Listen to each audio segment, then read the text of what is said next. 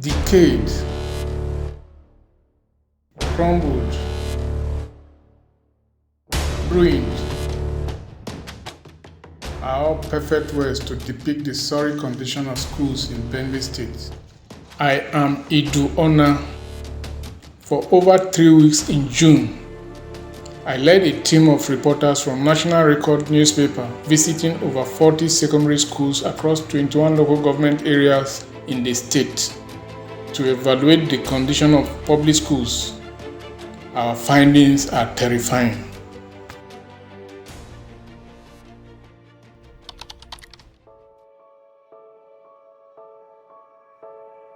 Founded in 1976, Government Secondary School Ulai, located in the present Ado local government in Benue South, remains the most vivid symbol of the unspeakable decay of Benue's secondary schools. In the early 80s to the 90s, the school accommodated a population of over 1,000 students, but today there is not a single student, but empty, crumbled classrooms, decayed hostels and staff quarters. The principal, his wife and children are the only indicators of life in the crumbled ruins of GSS Ulai. To help clear a path to access the school turned jungle is Hotel Ochai, an indigene of Ulai community. Hotel is an old student of GSS Ulai. These are the remains of the school's laboratories, the library, amongst other facilities. All are now mere relics of history.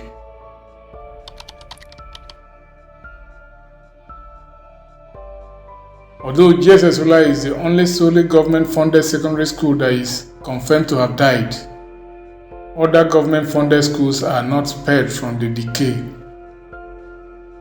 Founded in 1967 is Government Secondary School Utupo.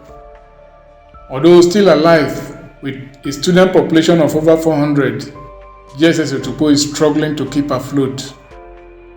These facilities are in deep state of decay.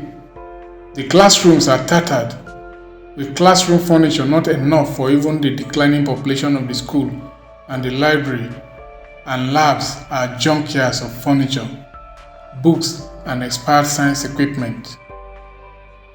Started as a boarding school, GSS Utupo aborted the boarding system decades ago due to decayed infrastructure.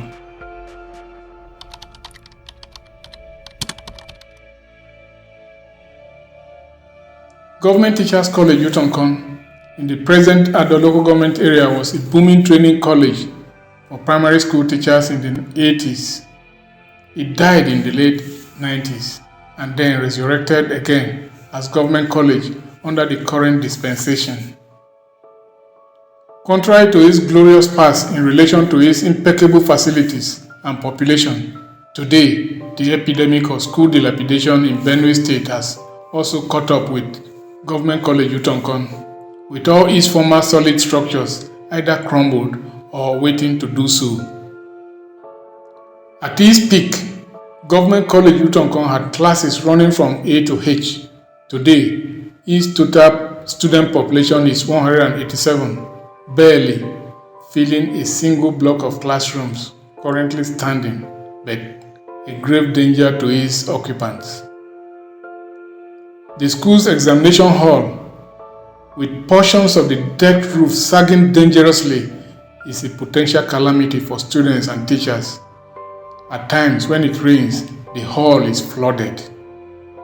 The labs are also in ruins, waiting for its hour of certain collapse. The scenes of decay run through all secondary schools. If you have been to one school, you have been to all. Government Science Secondary School, Ushongo local government area. GSS Gubengbaribara, Vandekia local government area. Government Science School, Anyansemo. Government Science and Technical College, Samadugu. Government Secondary School, Alu, in Ushongo local government area. The trademark of dereliction, which clearly looks more like willful destruction, is indelibly engraved on every school that has one thing or the other to do with government, including formerly prestigious mission and community secondary schools across Benue. The epidemic of decay does not respect the pedigree of any school. Mount St. Gabriel Secondary School, Makurdi, one of the most prestigious Catholic secondary schools under government grant aid, is not spared. So also is Government Science and Technical College Zakibiam in Ukum local government area, and Government Secondary School Gungul in Konshisha local government area. So also Government Secondary School Seagbereba in Konshisha local government area.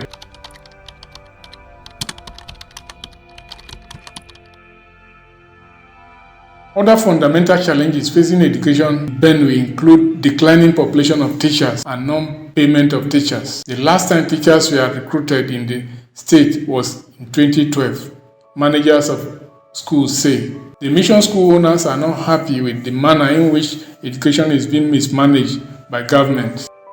Reverend Moses Akem, the Education Secretary, NKC Worldwide, and Chairman of Forum of Mission Schools in Benue State, said the biggest challenge of mission school managers is the regime of levies on poor parents. He prefers calling the levies taxes. This is our biggest problem with Benue State government. The levies they are collecting. Now the TSB is pioneering, is getting front more than even the Ministry of Education in collecting these taxes. Those taxes that were meant for the ministry, that we told the commissioner by then, and we wrote through our leaders to the governor that we will not be paying these levies because we are helping the government in providing education.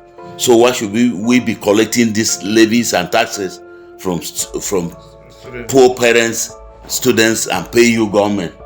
And we say we are assisting you. But now TSB has come front to say he's collecting all those levies. And we ask for what? You are collecting maintenance fees from us. The fees we are collecting from students. We are paying you TSB this money for what? What are we paying you this money for? What are you going to maintain? Is it maintaining the teachers? Before government collects maintenance fees to assist schools, maintain those schools, maintain blocks. If there is a block that is needed in the school, government will go and assist. That thing is no longer happening. We're not receiving any assistance from government in terms of structures. No, in terms of providing books. No, in terms of providing anything or chalk. Reverend Father Francis Atama, the Education Secretary of the Catholic Diocese of Otukpo and National Chairman of all Catholic Education Secretaries, is also not happy. Since the arrival of Governor Samuel Otom in 2015, the mission schools have not been given as much as a whistle for sports. We pay sports levy. Yeah. We pay quality control. Yes. By which they are supposed to come and check what is happening in schools. But when they come, they twist the principal to collect money again from them. For transport, accommodation, whatever.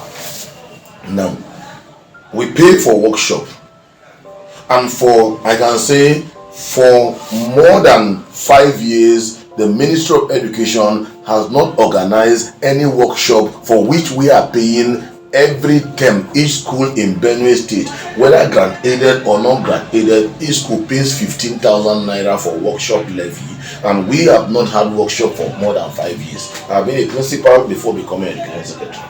So what is the money used for? The Education Secretary of the Catholic Diocese of Boko, Reverend Father Ignatius Him, also has issues with the levies and their deductions from salaries of principals. The worry is you are deducting money for maintenance, and they have not maintained any of our facilities. They don't give us chalk, they don't give us board, they have not come to put a roof, a zinc or this on any of the structures.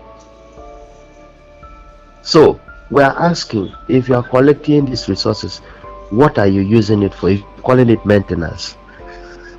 Yeah, and they also pay for ICT. They pay for workshop. We pay all those things, sports and workshop and all that. Yes. On the ICT levy, Reverend Father Him says, all these years that they have collected for first term, they have not given any of our school one single, even outdated laptop. or desktop or printer. And Nothing like that. it has been on for the past 6 or 7 years. We learned from some schools. Yes. The State Commissioner for Education could not speak on these issues. When contacted on phone, he said he was on admission at a hospital. He, however, authorized the Executive Secretary of Benue State Teaching Service Board, the agency in charge of secondary schools, to speak on issues in focus. When asked of the percentage of the state's budget for education, the Executive Secretary of the Teaching Service Board, Dr. Frank Kyungun, said he does not know. Generally, that question would have been better answered by my Honorable Commissioner for Education. Me, I'm just occupying a sector. But in the general term, I think actually education is being underfunded. That is just the general view I have. Although he admitted that education in the state is underfunded, what about budgetary allocation for management of secondary schools? Dr. Kingu also does not seem to know. But all it is being controlled by the Accountant General's office. Ours is to prepare the budget here, the PVC here, and then we send it there and every money is being paid. On the unpaid salaries of teachers and staff since April, in addition to the 5 months of arrears from 2017, the Executive Secretary assured that payment was going to be made in about middle of June. The April salary, I spoke with the AG. Yes. So they're supposed to pay this week, but they were having some problems. So the April salary is to be paid by next month. June and July have passed, but teachers and indeed all civil servants in the state are still waiting for payday.